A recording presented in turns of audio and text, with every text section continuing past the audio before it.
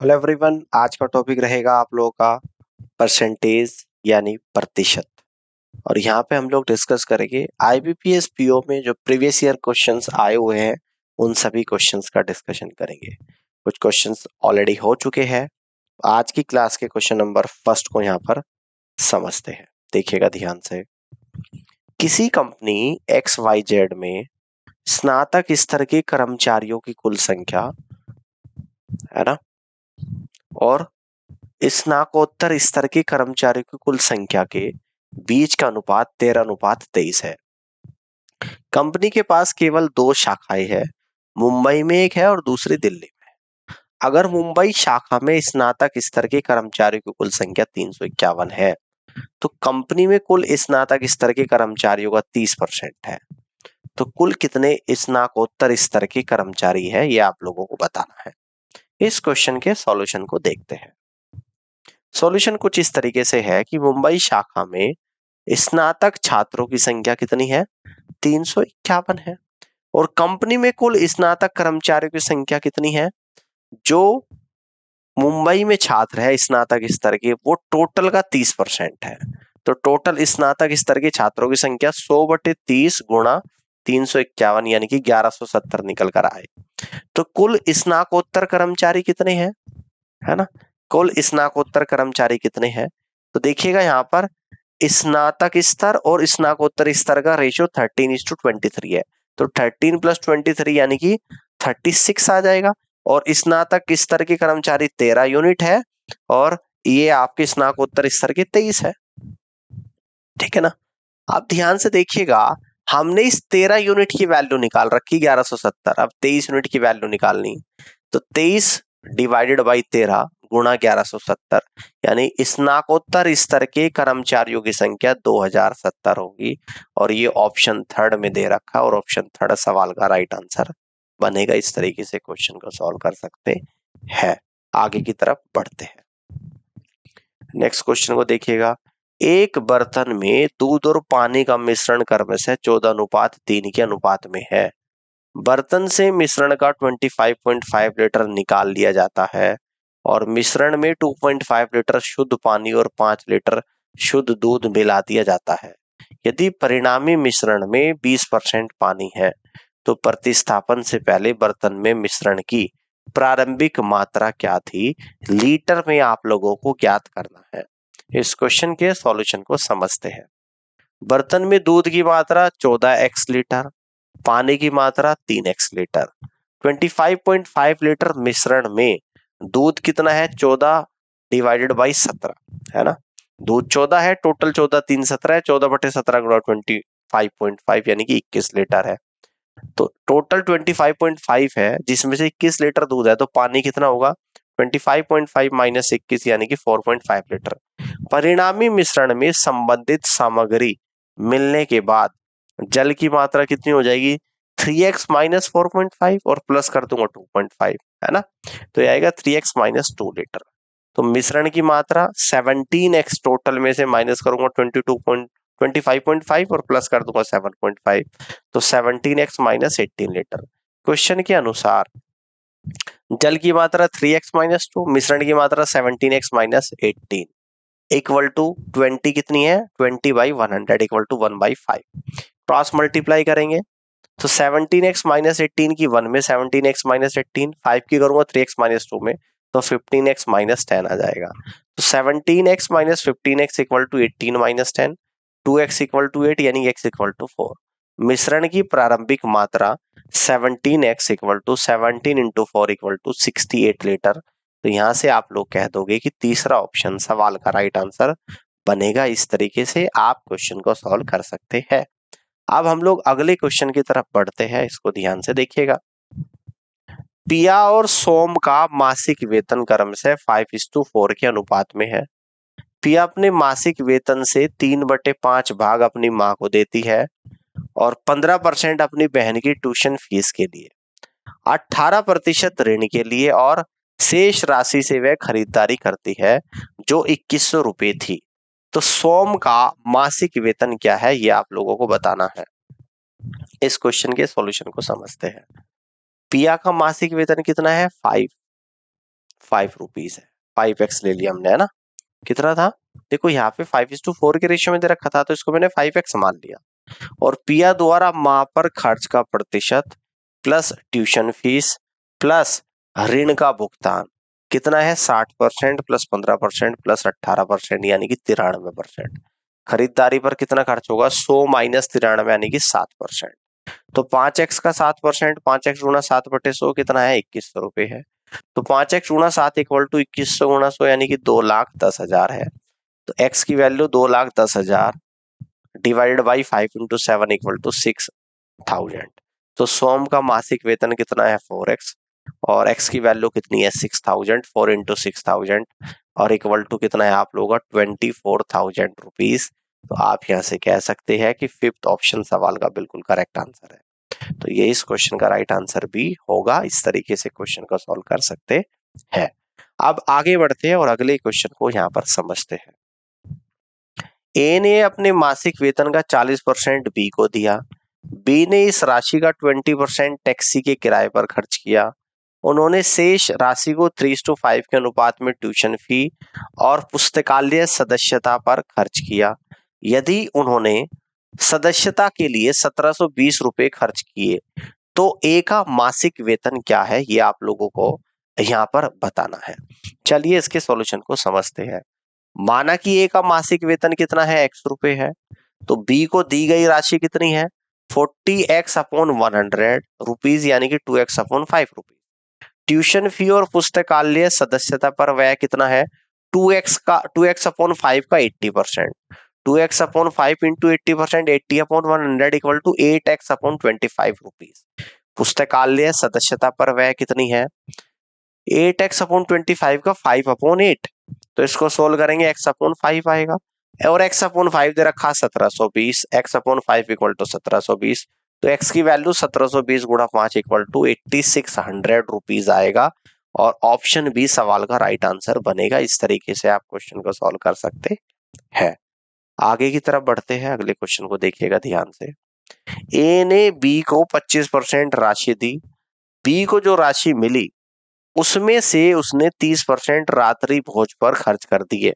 शेष राशि में से बी के द्वारा बचत के रूप में रखी गई राशि और पुस्तक खरीदने पर खर्च की गई राशि के बीच का अनुपात 5:2 है। यदि बी ने पुस्तक 460 रुपए में खरीदे तो शुरुआत में ए के पास कितने पैसे थे, ये आप लोगों को यहाँ पर बताना है। आगे बढ़ते हैं, इस क्वेश्चन को समझते हैं। माना कि बी के द्वारा प्राप्त राशि x रुपया है। रात्रि भोजन पर व्यय कितना है, 3x/10 है। शेष राशि क्या है आप लोगों की, x minus 3x/10 equal to 10 LCM ले लूंगा, 10x minus 3x/10 equal to 7x/10। पुस्तक पर कितना खर्च है, 460 रुपए। तो 7x/10 इंटू 2/7 इक्वल टू 460 यानी कि x/5 इक्वल टू 460, x आएगा 5 इंटू 460 इक्वल टू 2300 रुपीज। तो ए के साथ प्रारंभिक राशि 2300 rupees multiple by 4 equal to 9200 rupees आएगा, जो कि सेकंड ऑप्शन में गिवन है। और यहां से आप कहेंगे कि second is the right answer of this question. आगे की तरफ बढ़ते हैं, अगले क्वेश्चन को देखिएगा। यदि किसी राज्य की वर्तमान जनसंख्या 27,500 है और 2 वर्ष के बाद यह बढ़कर 40,931 हो जाती है, तो प्रति वर्ष वृद्धि की दर क्या है, आप लोगों को बताना है। सॉल्यूशन को समझते हैं। हम मान लेते हैं कि माना किसी राज्य की वर्तमान जनसंख्या P1 है और 2 साल के बाद यह P2 हो जाएगी। तो वर्तमान जनसंख्या P1 की वैल्यू 27,500 है और 2 साल के बाद जो जनसंख्या होगी P2 उसकी वैल्यू 40,931 है। तो फॉर्मूला यूज करेंगे, P2 equal to P1 into 1 plus R/100 की पावर T। तो P2 4,931 equal to P1 27,500 into 1 plus R/100 की पावर 2। तो 4,931 divide by 27,500 equal to 1 plus R/100 की पावर 2। तो इसको सोल्व करेंगे, 148.84 divide by 100 equal to 1 plus R/100 की power 2। तो यहाँ से आएगा 14,884/10,000 इक्वल टू 1 प्लस R/100 की पावर 2। तो ये आपका परफेक्ट स्क्वायर बनेगा 122/100 के स्क्वायर बनेगा ये, और इक्वल टू 1 प्लस R/100 की पावर 2। तो यहाँ पे स्क्वायर दोनों का देखो, दोनों तरफ स्क्वायर है तो कैंसिल आउट करूंगा तो लिख दूंगा 1 प्लस R/100 इक्वल टू 122/100 तो r upon 100 equal to 122/100 minus 1 equal to 22/100। तो 100 से 100 कैंसिल आउट, यानी कि r बराबर 22% निकल कर आएगा। और यहां से आप लोग कह दोगे कि फिफ्थ ऑप्शन सवाल का करेक्ट आंसर बनेगा। नेक्स्ट क्वेश्चन को समझते हैं, इसको देखिएगा ध्यान से। 80 छात्रों और 5 शिक्षकों की एक कक्षा में प्रत्येक छात्र को कुल छात्रों की संख्या के 15% के बराबर मिठाइयां मिली और प्रत्येक शिक्षक को कुल छात्रों की संख्या के 25% के बराबर मिठाइयां मिली। तो कुल कितनी मिठाइयां थी ये आप लोगों को बताना है। चलिए इस क्वेश्चन के सॉल्यूशन को समझते हैं। प्रत्येक छात्र को मिली मिठाई 80 गुणा 15/100 यानी कि 12, है ना, क्योंकि टोटल 80 छात्र थे और टोटल छात्रों की संख्या का 15% मिली, तो 80 गुणा 15%, 80 गुणा 15/12 यानी कि 12 मिठाई मिली। और प्रत्येक शिक्षक को मिली मिठाई प्रत्येक छात्रों का 25%, छात्र 80 है, इसका 25%, 80 गुणा 25/100 यानी कि 20 मिठाई मिली। तो मिठाइयों की कुल संख्या 80 छात्र है, एक छात्र को 12 मिल रही, तो 80 गुणा 12 प्लस 5 शिक्षक है, एक शिक्षक को 20 मिल रही, तो 5 गुणा 20, 80 गुणा 12 960 और 5 गुणा 20 100, 960 प्लस 100 यानी कि 1060। तो यहां से आप कहोगे कि सेकंड ऑप्शन सवाल का राइट आंसर बनेगा। इस तरीके से आप क्वेश्चन को सॉल्व कर सकते हैं। आगे की तरफ बढ़ते हैं और अगले क्वेश्चन को यहाँ पर समझते हैं, ध्यान से देखिएगा। भावना ने अपने मासिक वेतन का 12% एक अनाथालय को दान करने का फैसला किया। दान के दिन उसने अपना मन बदल लिया और 2400 रुपए दान कर दिए, जो कि उसके पहले तय की गई राशि का 125% था। तो भावना का वेतन कितना है ये आप लोगों को यहाँ पर निकालना है। चलिए इस क्वेश्चन के सॉल्यूशन को देखते हैं। माना कि भावना का मासिक वेतन 100 रुपए है, तो क्वेश्चन के अनुसार, है ना, उसने क्या करा है, 12% दान करने का फैसला करा, x का 12%, x गुणा 12/100। लेकिन दान के दिन उसने जो सोचा था उसका 125% ज्यादा करा, है ना। तो उसने करा, उसका जो सोचा था उसका कितना करा है, उसने जो सोचा था, ध्यान से समझिएगा, देखिएगा यहाँ पे, उसने जो सोचा था उसका 125% करा। तो उसने सोचा था x रुपए, x का 12%, x गुणा 12/100, उसका 125% करा, 125/100 और कितने रुपए करे, 2400 रुपए। तो यहां से आप लोग सोल्व करेंगे, x की वैल्यू निकल कर आएगी 2400 गुणा 100 गुणा 100/12 गुणा 125। तो सोल्व करा, x निकल कर आया 16,000 रुपए, यानी कि उसने जो सोचा था उसका 125% करा और 125% की वैल्यू निकल कर आई 16,000 रुपीज। फिफ्थ ऑप्शन सवाल का राइट आंसर बनेगा। इस तरीके से क्वेश्चन को सॉल्व कर सकते हैं। बात समझ में आ गई। अब आगे की तरफ बढ़ते हैं और अगले सवाल को यहाँ पर समझते हैं, देखिएगा ध्यान से। 731 रुपए की राशि को ए, बी और सी के बीच इस प्रकार बांटा जाता है कि ए को बी से 25% अधिक तथा बी को सी से 25% कम प्राप्त होता है। राशि में सी का हिस्सा क्या है ये आप लोगों को यहाँ पर बताना है। इसको देखते हैं। माना कि बी के द्वारा प्राप्त राशि है 100 रुपए और ए के द्वारा प्राप्त राशि क्या है, 125 रुपए आ जाएगी, ठीक है ना। तो सी के द्वारा प्राप्त राशि कितनी आ जाएगी, 100 गुणा 100 डिवाइड बाई 100 माइनस 25 यानी कि 400/3 रुपए आ जाएगी। अब ए बी सी तीनों के द्वारा प्राप्त राशि का अनुपात आएगा 125 अनुपात 100 अनुपात 400/3। तो इसको सॉल्व करेंगे, क्योंकि ये रेशियो आपका एक फ्रैक्शन में आ गया, तो रेशियो सॉल्व करने के बाद 15:20 12:16 आ गया। इनके अनुपातों का योग कर लेंगे, 15 + 12 + 16 बराबर 43 आ जाएगा, जिसमें सी का हिस्सा कितना है 16/43 और देख रखा 731 टोटल।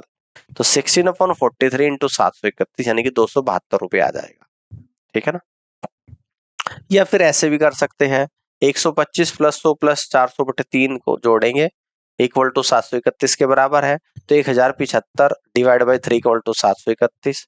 तो सी का हिस्सा बताना है, यानी कि 400/3 का हिस्सा इक्वल टू 731 गुणा 3/1075 गुणा 400/3 यानी कि सी का हिस्सा निकल कर आएगा 272 रुपए और फिफ्थ ऑप्शन सवाल का राइट आंसर होगा।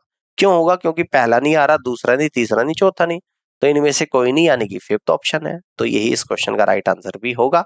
आगे बढ़ते हैं, अगले क्वेश्चन को समझते हैं। दो रेलगाड़ियां जब विपरीत दिशाओं में चलती है तो एक दूसरे को 14 सेकंड में पार करती है, और जब वे एक ही दिशा में चलती है तो एक दूसरे को 3 मिनट 2 सेकंड में पार करती है। तो तेज गति वाली रेलगाड़ी की गति धीमी गति वाली रेलगाड़ी की गति से कितने प्रतिशत अधिक है, यह आप लोगों को बताना है। इसके सॉल्यूशन को समझते हैं। देखिएगा, तेज गति वाली ट्रेन की गति को हम मान लेते हैं x मीटर पर सेकंड और धीमी ट्रेन की गति को मान लेते हैं y मीटर पर सेकंड। दोनों ट्रेन की कुल लंबाई मान लेते हैं z मीटर। तो क्वेश्चन के अनुसार विपरीत दिशा में सापेक्ष गति यानी कि जुड़ जाएगी तो x plus y equal to आएगा z अपॉन 14। समान दिशा में सापेक्ष गति तो x माइनस वाई आएगा, है ना। देखो यहाँ पे लिख रहा है, तो ये आएगा आपका x minus y equal to z upon 182। ठीक है, जोड़ने पर इन दोनों इक्वेशन को जब जोड़ दूंगा तो y से y कटेगा तो 2x equal to z upon 14 plus z upon 182। Solve करेंगे 182 एलसीएम ले लूंगा, ऊपर आएगा 13z plus z equal to 14z upon 182 equal to z upon 13। तो x बराबर आएगा z अपॉन 26 समीकरण नंबर 1 से। ये समीकरण 1 है, ये आप लोगों की समीकरण नंबर 2 है।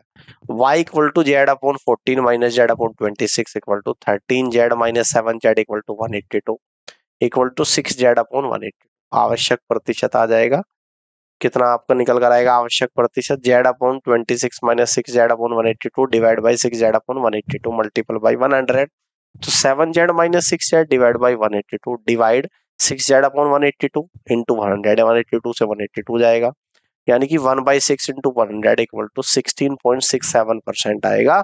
और फर्स्ट ऑप्शन सवाल का राइट आंसर यहाँ पर बनेगा। इस तरीके से आप यहाँ पे इस क्वेश्चन को सॉल्व कर सकते हैं। उम्मीद करता हूँ कि सवाल समझ में आ गया होगा, आप लोग कर लो। अब आगे की तरफ बढ़ते हैं। नेक्स्ट क्वेश्चन को समझिएगा। पी, क्यू और आर के पास एक निश्चित राशि है। क्यू के पास पी से 50% अधिक है। आर के पास क्यू की तुलना में 1/3 भाग है। यदि पी, क्यू और आर के पास कुल मिलाकर 246 रुपए है तो अकेले पी के पास कितना पैसा है, ये आप लोगों को बताना है। चलिए इस क्वेश्चन को समझते हैं। तो पी, क्यू, आर के पास टोटल 246 रुपए है। तो P plus Q plus R बराबर 246 रुपीज, इक्वेशन नंबर 1। क्यू के पास कितना, Q equal to 150 P upon 100 equal to 3 P upon 2। तो आर बराबर कितना है, Q upon 3 equal to 1/3 into 3 P by 2 equal to P by 2 है ना। तीनों का जोड़ लूंगा, पी कितना है एज इट इज, क्यू कितना है पी की फॉर्म में 3 पी बाई 2 और आर कितना है पी की फॉर्म में पी बाई 2 इक्वल टू कितना है 246। तो एलसीएम ले लूंगा, 2p plus 3p plus p equal to 246, यानी 6p by 2 equal to 246, 3p equal to 246, p बराबर 246 divide by 3 equal to 82 rupees. तो यहां से आप लोग कह दोगे कि फोर्थ ऑप्शन सवाल का राइट आंसर बनेगा। यही इस क्वेश्चन का करेक्ट आंसर भी होगा। अब आगे बढ़ते हैं, ठीक है ना। अगले क्वेश्चन को समझते हैं। पी, क्यू, आर के पास एक निश्चित राशि है। क्यू के पास पी से 25% अधिक है और आर के पास क्यू के पास से 1/5 भाग है। यदि पी, क्यू, आर के पास कुल मिलाकर 150 रुपए है तो अकेले पी के पास कितने पैसे हैं, रुपया में आप लोगों को बताना है। चलिए इस क्वेश्चन के सॉल्यूशन को समझते हैं। माना कि राशि पी बराबर पी मान लेते हैं, माना कि पी की राशि, क्यू की राशि को 125 पी डिवाइड बाई 100 आएगा, यानी कि 5p अपॉन 4 आएगा। राशि आर कितनी आएगी, 5p अपॉन 4 का 1/5 यानी कि p अपॉन 4 आएगा। अब सभी को जोड़ लूंगा, पी के पास p, क्यू के पास 5p अपॉन 4, आर के पास p by 4 equal to 150। LCM ले लूंगा, 4 ऊपर आएगा, 4p plus 5p plus p equal to 150, यानी कि 10p इक्वल टू 150 इंटू 4, यानी कि p equal to 150 into 4 divide by 10 equal to 60 rupees. तो P के पास कितना है, यानी कि 60 रुपीज है। और यहाँ से आप लोग कह दोगे कि फोर्थ ऑप्शन सवाल का राइट आंसर बनेगा। इस तरीके से क्वेश्चन को सॉल्व कर सकते हैं। आगे बढ़ते हैं, अगले क्वेश्चन को समझिएगा। एक परीक्षा में रमन ने रोहित से 25 अंक कम प्राप्त करे, रोहित ने सोनिया से 45 अंक अधिक प्राप्त करे, रोहन ने 75 अंक प्राप्त किए जो सोनिया से 10 अधिक है। रवि के अंक परीक्षा के अधिकतम अंकों में से 50 कम है। यदि रवि को रमन से 34 अंक अधिक मिले तो उसने परीक्षा में लगभग कितने प्रतिशत अंक प्राप्त किए। चलिए इस क्वेश्चन के सॉल्यूशन को समझते हैं। रोहन ने करे 75, सोनिया ने 10 कम 65, और रोहित ने कितने करे 45 ज्यादा है, 65 प्लस 45 110। रमन ने रोहित से 25 कम 110 माइनस 25 बराबर 85। रवि के कितना है 85 प्लस 34 बराबर 119। ठीक है, ये सब निकल कर आए सभी के अंक, है ना। तो अधिकतम अंक कितने रवि से भी 50 ज्यादा, 119 प्लस 50 बराबर 169 निकल कर आ गया। तो कह रहा है कि उसने परीक्षा में लगभग कितने परसेंट अंक प्राप्त करे हैं? किसने? रवि ने, है ना। तो टोटल 169 है, रवि ने करे 119, तो आवश्यक प्रतिशत 119 बटे 169 गुणा 100 यानी कि लगभग 70% आ जाएगा। और सेकंड ऑप्शन सवाल का राइट आंसर होगा। इस तरीके से आप क्वेश्चन को कर सकते हैं। तो ये क्वेश्चन आपको क्लियर हो गया होगा। अब आगे बढ़ते हैं, अगले क्वेश्चन को समझते हैं। देखिएगा, रमन ने एक परीक्षा में 456 अंक प्राप्त किए और सीता ने उसी परीक्षा में 54% अंक प्राप्त किए, जो रमन से 24 अंक कम है।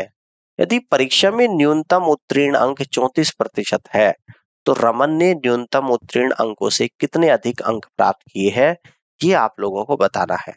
चलिए इस क्वेश्चन के सॉल्यूशन को समझते हैं। यदि कुल अधिकतम अंक x है, तो x का 54%, x गुणा 54/100 इक्वल टू 456 माइनस 24 यानी कि 432। तो x की वैल्यू आएगी 432 गुणा 100/54 इक्वल टू 800। न्यूनतम उत्तीर्ण अंक 800 का 34%, 800 गुणा 34/100 इक्वल टू 272। आवश्यक उत्तर 456 में से 272 को माइनस करूंगा तो 184 निकल कर आएगा, और यहां से आप कह दोगे कि फर्स्ट ऑप्शन सवाल का राइट आंसर होगा। इस तरीके से आप क्वेश्चन को सॉल्व कर सकते हैं। आगे बढ़ते हैं, अगले क्वेश्चन को देखिएगा ध्यान से। एक स्कूल में 250 विद्यार्थी है, जिसमें से 12% लड़कियां हैं। प्रत्येक लड़की की मासिक फीस 450 रुपए है और प्रत्येक लड़की की मासिक फीस लड़की से 24% अधिक है। लड़कियों और लड़कों की कुल मासिक फीस कितनी है, यह आप लोगों को बताना है। इस क्वेश्चन के सॉल्यूशन को समझते हैं। प्रत्येक लड़के की मासिक फीस कितनी है? 450 गुणा 124/100 इक्वल टू 558 रुपीज। लड़कियों की संख्या कितनी है? 250 इंटू 12/100 इक्वल टू 30। लड़कों की संख्या कितनी है? 220। कुल मासिक शुल्क कितना है?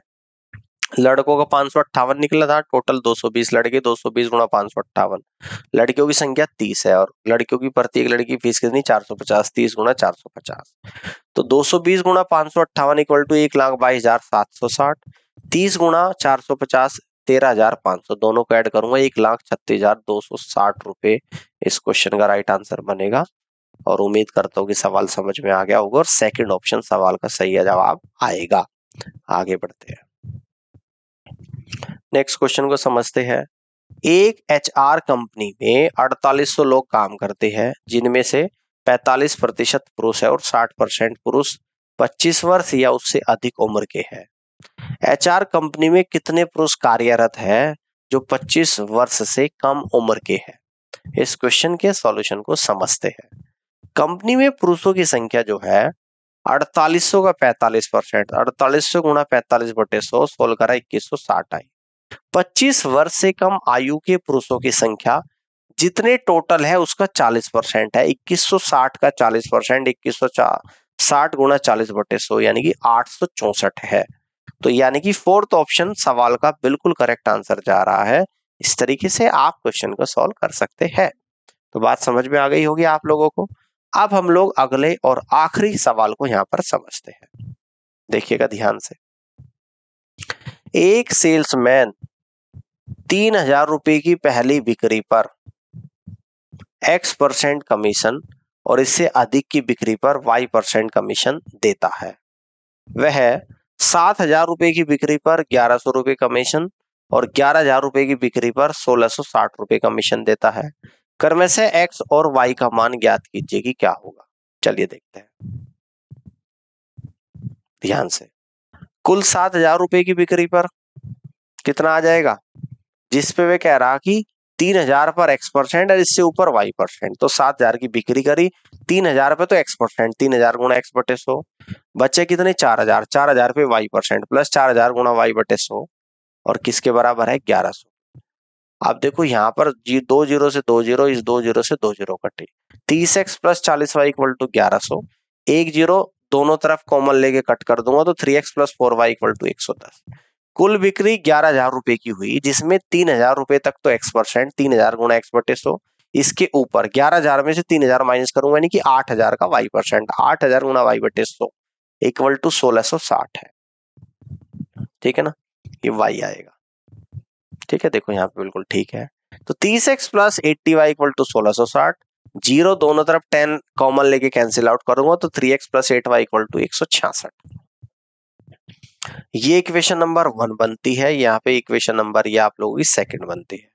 दूसरी में से पहली को माइनस करूंगा तो आपका जो निकल कर आएगा 3x से 3x कैंसिल आउट, यानी कि 4y equal to 166 minus 110 equal to 56, y बराबर 56/4 यानी कि 14%। 14% आ गया। अब इक्वेशन 1 में y की वैल्यू रख दूंगा, 3x plus 14 into 4 equal to 110, यानी कि 3x equal to 110 minus 56 equal to 54, यानी x बराबर 54/3, दैट मीन्स 18%। तो x तो 18 है और y 14 है।